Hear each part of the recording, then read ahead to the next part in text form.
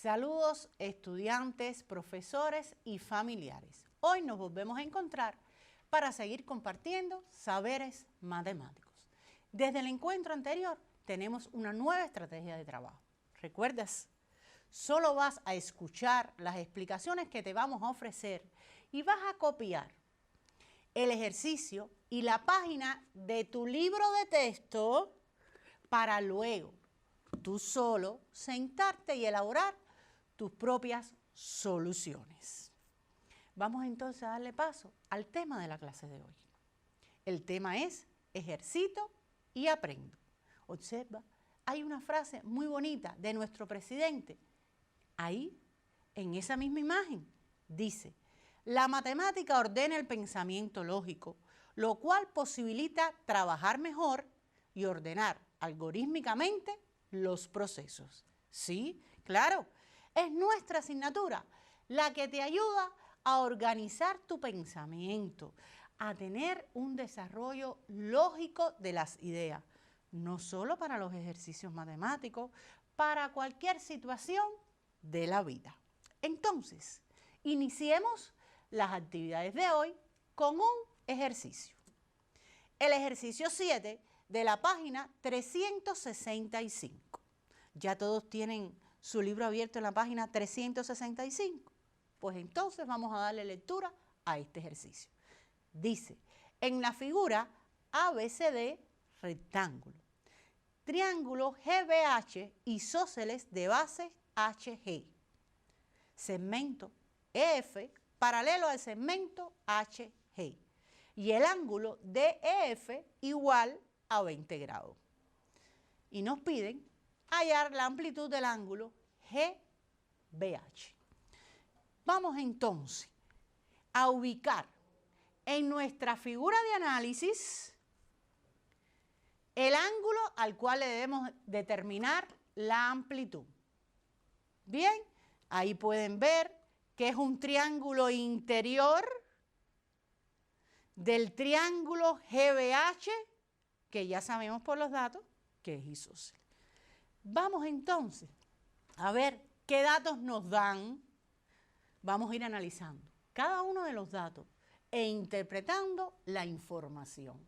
Sí, teniendo en cuenta las propiedades y teoremas que se cumplen de acuerdo a la información. Si ABCD es un rectángulo, entonces podemos decir que todos sus ángulos, interiores por supuesto, son rectos de 90 grados.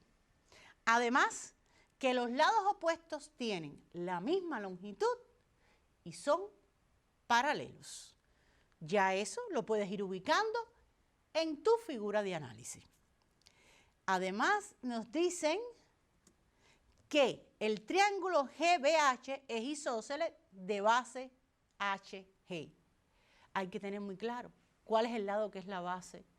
Tú lo sabes, para poder entonces marcar cuáles son los ángulos que son iguales, los relativos a esa base. Y los lados que no son base son iguales. Entonces puedes rápidamente en tu figura marcar esos elementos iguales. Lo que te estoy mencionando es el procedimiento de trabajo que vas a realizar después tú solo cuando elabores tu respuesta. También nos dicen que el segmento EF es paralelo al segmento HG. Si los segmentos son paralelos, entonces activo mi mente y pienso en ángulos entre paralelas. Vamos a observar cuáles son los ángulos entre paralelas que se determinan.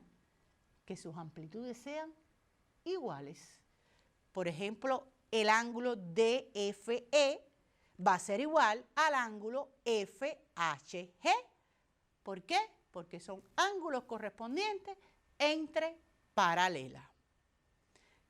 Y además, también puedes decir que el ángulo DHG es igual al ángulo interior del triángulo isósceles HGB, porque son en este caso alternos entre paralelas. También tienes otro dato, y es que el ángulo DEF, su valor es 20 grados. Esa es la amplitud. Lo puedes colocar también en tu figura. Si eres buen observador, tienes un triángulo en la esquinita superior que conoces el valor, o sea, la amplitud de 2 de sus ángulos. Muy fácil pudieras hallar el ángulo que te falta de los interiores, porque conoces que la suma de los ángulos interiores de un triángulo es 180 grados. Pero analiza siempre cuál es el ángulo que estamos calculando su amplitud. Fíjate que el ángulo que vamos a calcularle su amplitud es el ángulo GBH. ¿Y qué relación tiene este ángulo con el ángulo que está dibujado en amarillo? Sí, el que te dije hace un segundo, que podías calcular por suma de ángulos interiores. Observa bien tu figura. Sí tienen relación, porque todos los ángulos que estamos representando en amarillo son iguales. Uno por ser correspondiente, los otros por ser alternos, y el otro, el alterno interior del triángulo, es igual al otro interior por ser ángulos bases del triángulo isósceles. Por tanto, todos tienen la misma amplitud. Si calculamos el ángulo ese, el que está dibujado en amarillo, del triángulo DEF, o sea, el ángulo DFE, entonces vamos a poder calcular el ángulo que nos piden. Vamos a ver cómo nos debe ir quedando escrito en su libreta la solución cuando estén solo trabajando. Miren, es importante recordar que en los ejercicios de cálculo geométrico, lo primero que se escribe es la relación que se establece. Luego, su fundamentación basada en teoremas y propiedades, para más tarde calcular el valor que le piden, sustituyendo, efectuando las operaciones de cálculo, y de esta manera puedes concluir tu ejercicio cuando sea el cálculo de amplitudes o longitudes, ¿verdad? En este caso es la amplitud de un ángulo. Pues bien, ya podemos plantear la relación que establece que los ángulos interiores de un triángulo, su amplitud es 180 grados, o sea, cuando sumas estos tres ángulos, te da 180 grados, que eso es una propiedad que cumplen todos los triángulos. Luego vas a sustituir los valores conocidos, el que vale 20 grados, el que su amplitud es 90, vas a poder entonces efectuar el cálculo matemático y entonces obtener el valor del ángulo EFD. El EFD es interior de ese triángulo rectángulo EDF. Por tanto, ya yo puedo decir que todos los ángulos que están marcados en mi figura en amarillo, su valor, su amplitud es de 70 grados. ¿Y cuál es el ángulo que nos piden? Es el ángulo GDH. Por tanto, si trabajo con el triángulo GHB, puedo calcular la amplitud también por suma de ángulos interiores en este triángulo del ángulo que nos falta. El mismo proceder que ya conoces. Pero existe una segunda vía de solución para llegar también al valor de ese ángulo. Pudieras pensar, bueno, en el punto E superior que pertenece al lado de C del rectángulo, se forman tres ángulos consecutivos, ángulos que también suman 180 grados porque son ángulos adyacentes. Están consecutivos a un mismo lado de una recta. Correcto.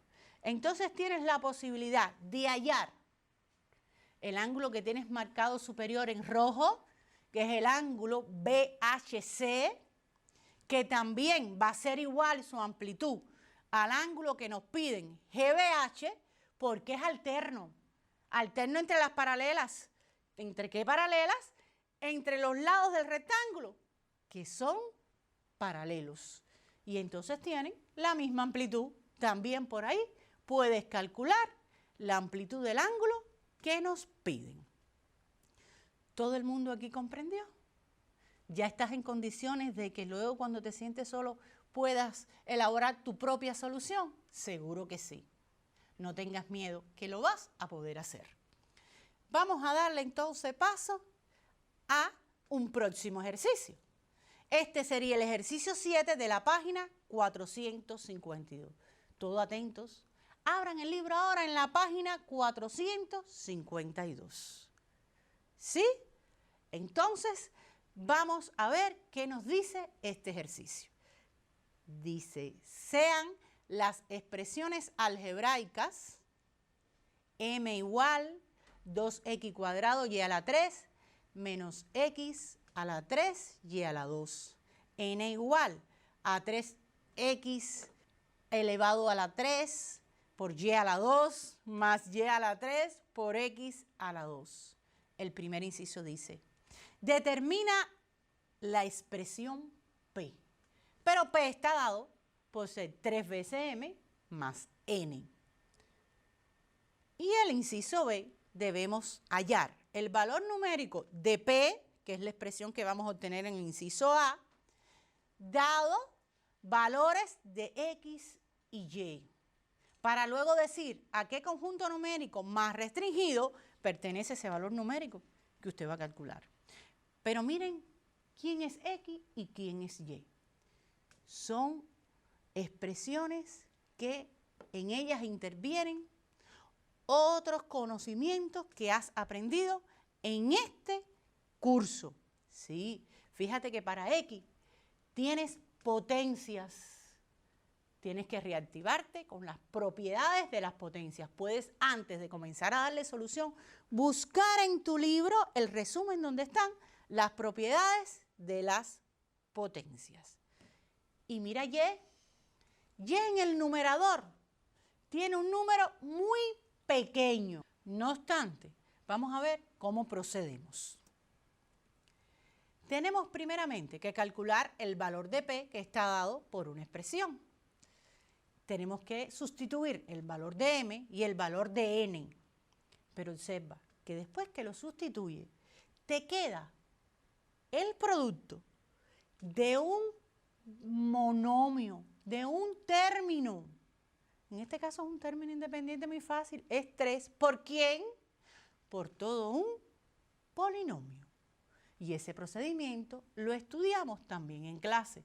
Vamos entonces a multiplicar ese monomio por cada término del polinomio, que en este caso es un binomio. Vamos a multiplicar ese monomio por ese primer término. Luego, ese monomio por ese segundo término. Pero te percataste que cuando sustituimos, las sustituciones las escribimos entre paréntesis. ¿Sabes por qué? Porque es lo que te va a asegurar que no tengas un error de cálculo. Porque siempre tienes que observar qué signo está delante de la otra expresión. Porque si el signo es positivo, entonces los términos del otro polinomio permanecen igual. Pero si el signo es negativo, tendríamos que cambiarle entonces el signo a cada uno de los términos. ¿Ves lo importante que es siempre escribirlo entre paréntesis cuando lo sustituimos? Luego que ya efectuamos los productos, vamos a reducir los términos semejantes. Fíjate que hemos agrupado aquellos que tienen la parte literal igual. Los agrupamos, efectuamos la suma algebraica pertinente y tenemos el resultado de P. P nos da 7x cuadrado y a la 3. ¿Qué debemos hacer después? Bueno, pues darle paso al inciso B. El inciso B nos orienta que vamos a calcular un valor numérico.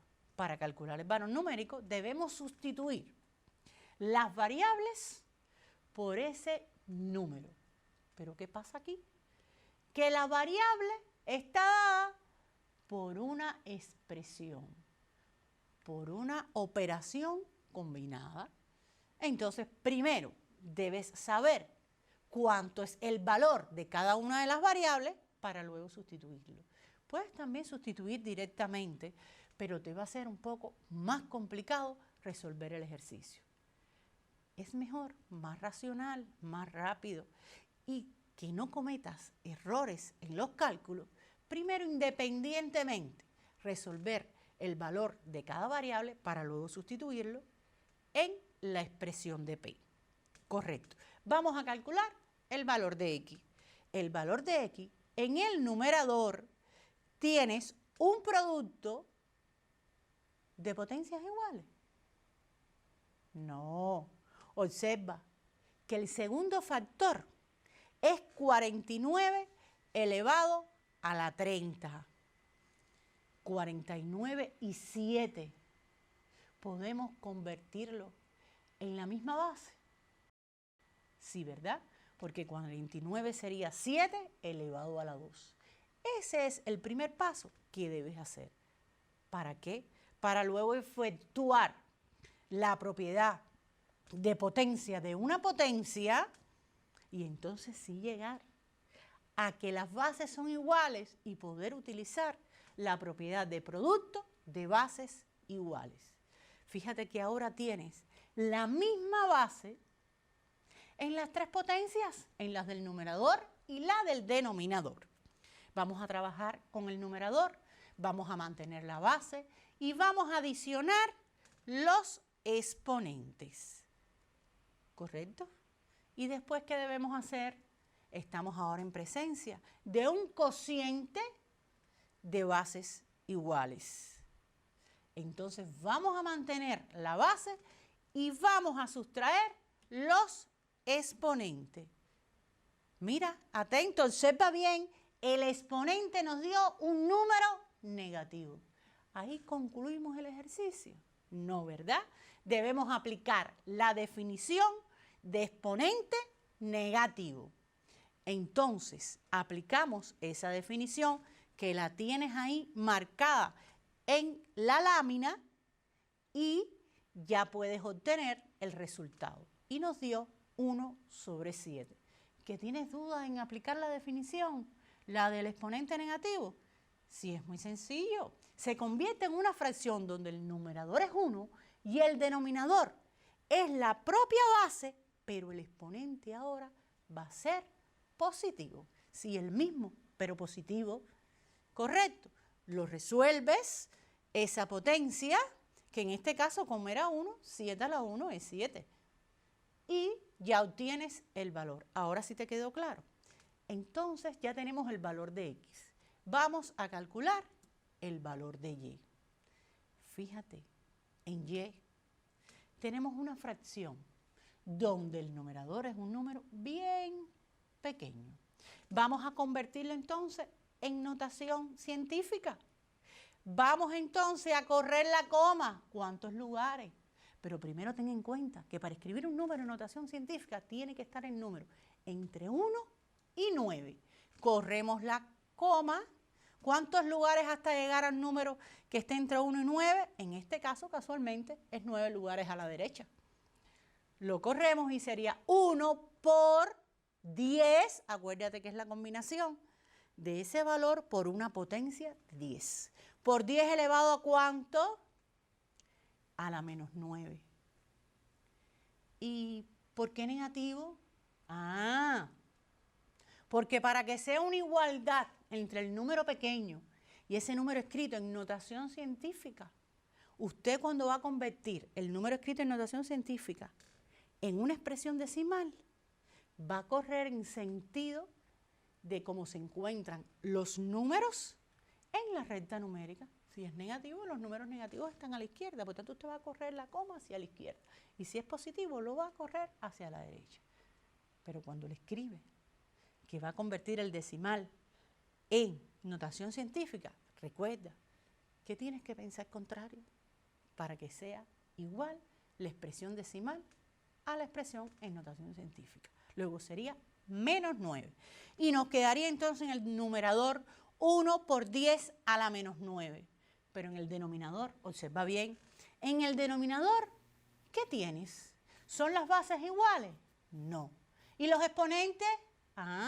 Son iguales. Entonces vas a aplicar ahora el producto de potencias de diferentes bases. ¿Cómo se resuelve? Multiplicamos las bases y mantenemos el exponente. En este caso nos da 2 por 5, 10, y el exponente, menos 9. Ahora tengo en el numerador 1 por 10 a la menos 9 y en el denominador 10 a la menos 9. Muy sencillo. Como tanto en el numerador como en el denominador aparecen valores iguales, yo los puedo simplificar. Y la respuesta sería 1.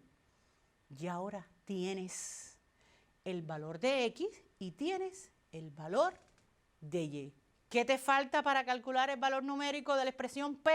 Sustituir en la expresión de P, que es 7X a la 2 por Y a la 3, el valor de X y de Y.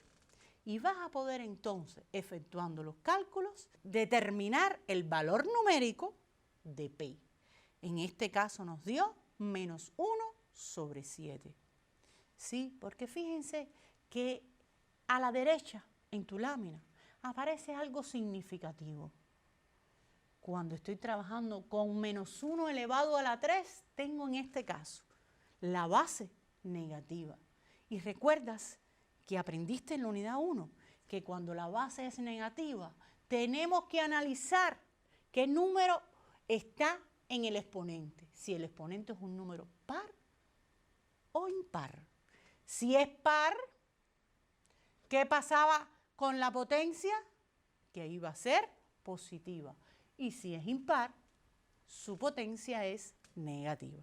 Como es menos 1 elevado a la 3, 3 es un número impar, el resultado nos va a dar negativo. De ahí que nos dé menos 1, el resultado de menos 1 elevado a la 3. Esa es una característica específica que tienes que tener en cuenta cuando estés realizando los cálculos. No lo puedes olvidar. Entonces continuemos. El ejercicio solo no se quedaba en hallar el valor numérico de P, sino nos preguntaban también cuál era el conjunto numérico más restringido al que pertenecía ese resultado obtenido, ese menos 1 sobre 7.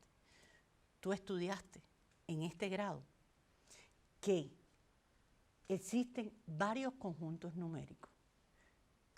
Estudiaste los naturales desde primaria, los fraccionarios desde primaria, los enteros y los racionales.